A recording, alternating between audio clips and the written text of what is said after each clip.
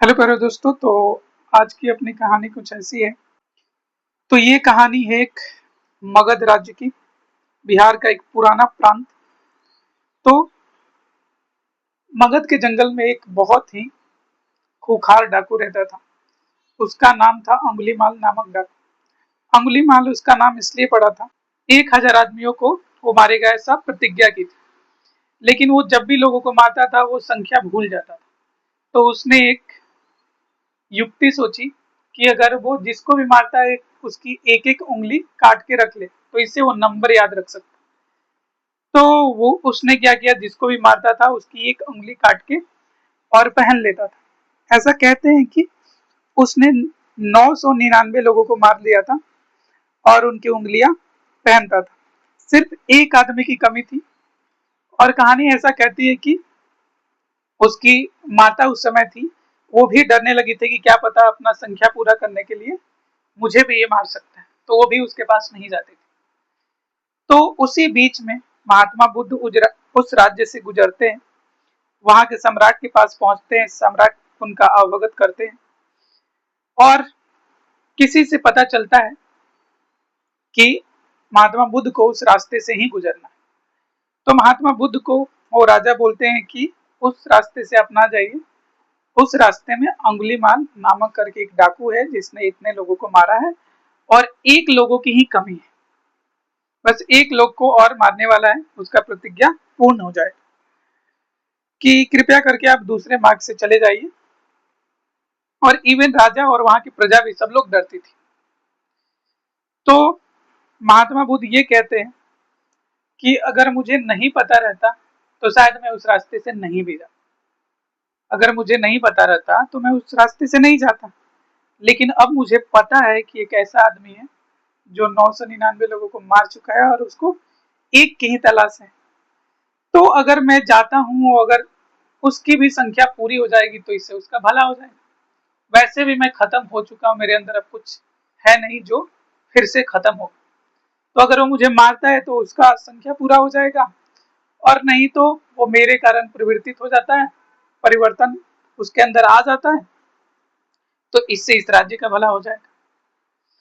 बहुत उनके खुद भिक्षुगण जो है, ऐसा कहते हैं कि महात्मा बुद्ध जहां भी जाते थे उनके साथ 20,000 भिक्षु उनके साथ चलते थे। तो सारे के सारे भिक्षुगण भी मैक्सिमम लोग उनको मना करते हैं कि आप उधर से मत जाइए। तो वो बोलते हैं कि नहीं, मैं उधर से ही जाऊंगा। जब भी जाते रहते हैं उनके भिक्षुगण भी पीछे रह जाते हैं। यही एक्चुअल में लाइफ की भी सच्चाई है कि जब संकट आता है तो आप अपने आप को अकेले ही पाते हो, बाकी सब लोग आपका साथ छोड़ देते हैं। तो वैसे ही हुआ महात्मा बुद्ध के साथ भी, उनके सारे भिक्षुगण पीछे छूट गए, वो आगे निकल गए, पहुंचते हैं धीरे धीरे वहां पे। तो कहानी ऐसा कहती है कि दूर से ही देखता है अंगुलीमाल नामक डाकू।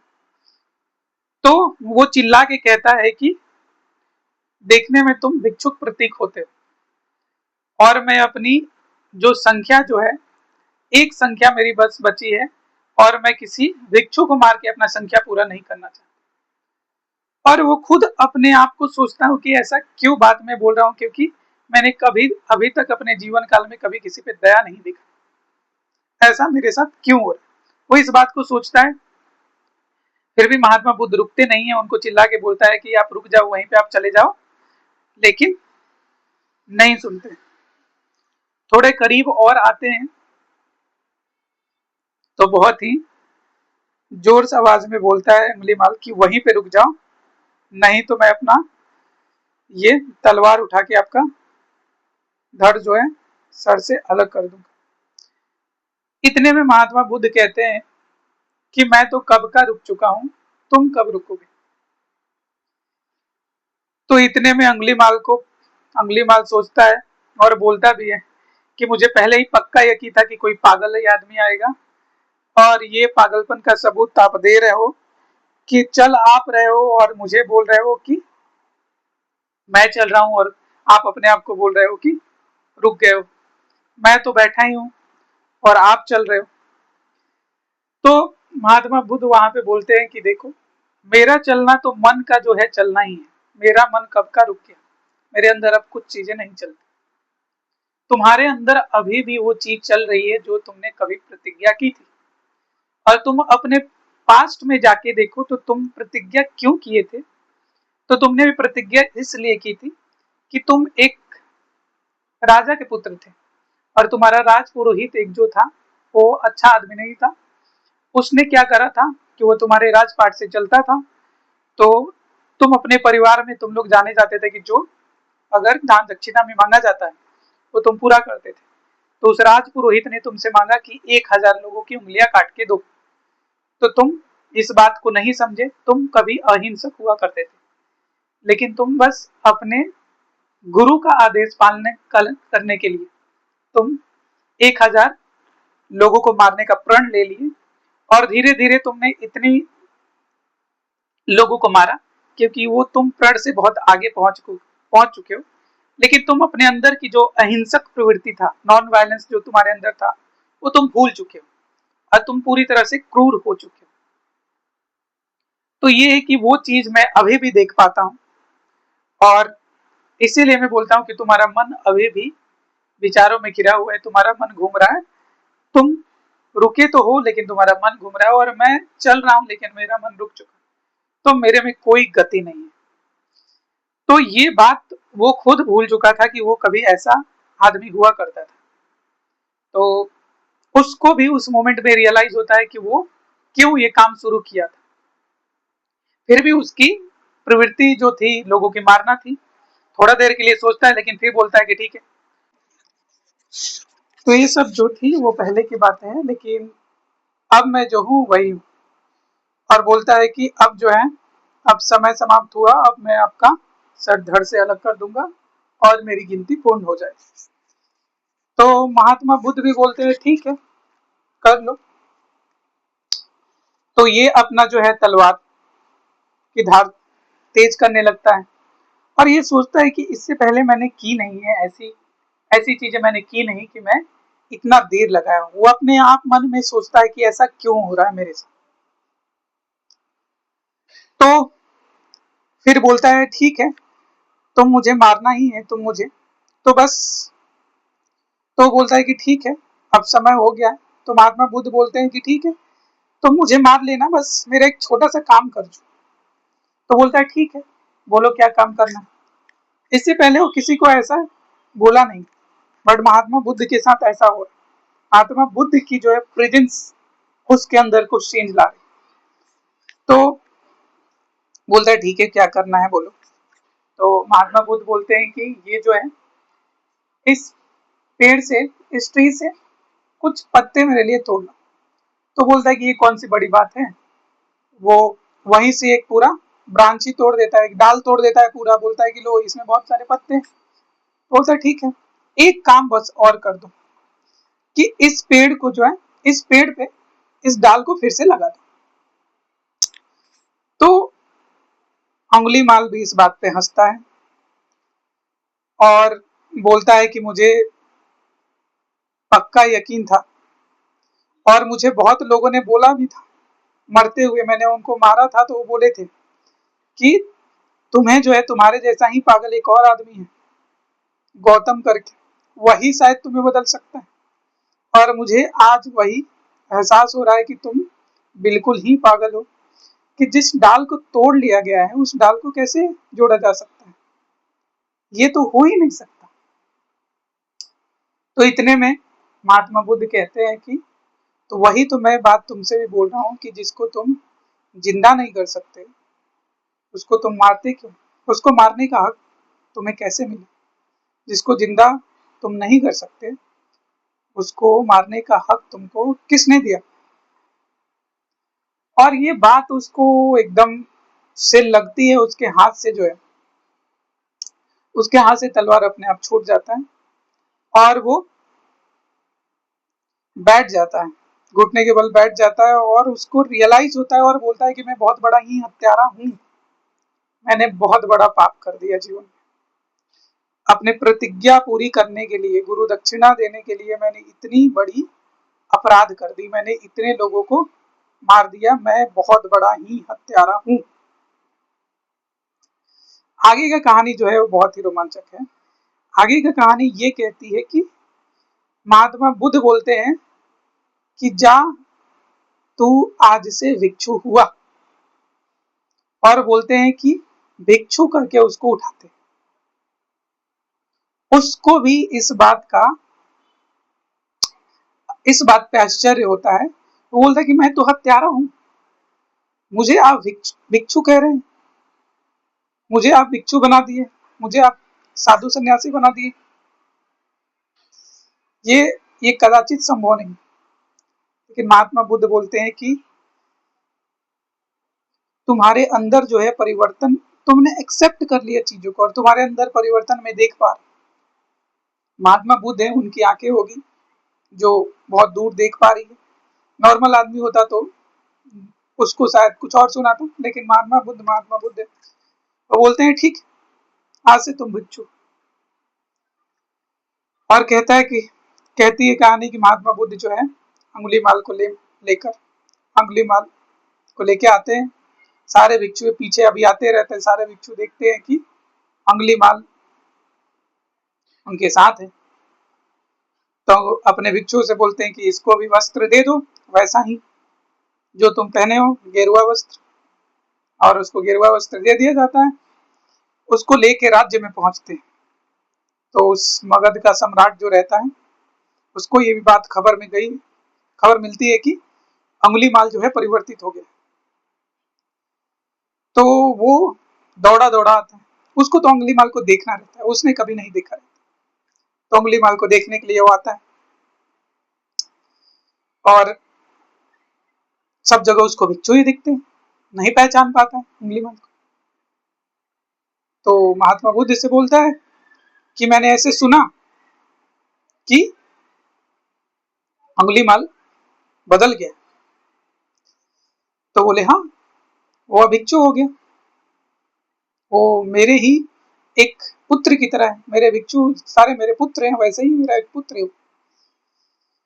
तो सम्राट को बहुत ही चोट लगती है। सम्राट बोलता है इतना दिन से मैं आपको सुना हूं, मुझे कभी आपने भिक्षु नहीं कहा, मुझे वो सौभाग्य प्राप्त नहीं हुआ।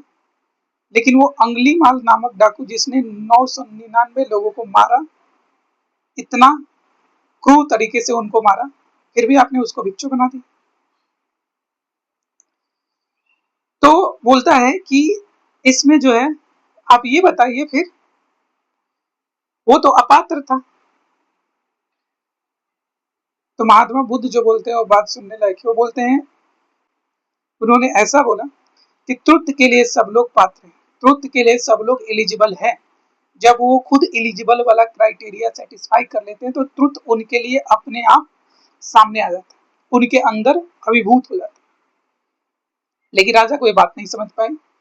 राजा था, उसको तो अंगुलीमाल से मिलना था, वो महात्मा बुद्ध की बातों को बस ऐसे जाने दे रहा था।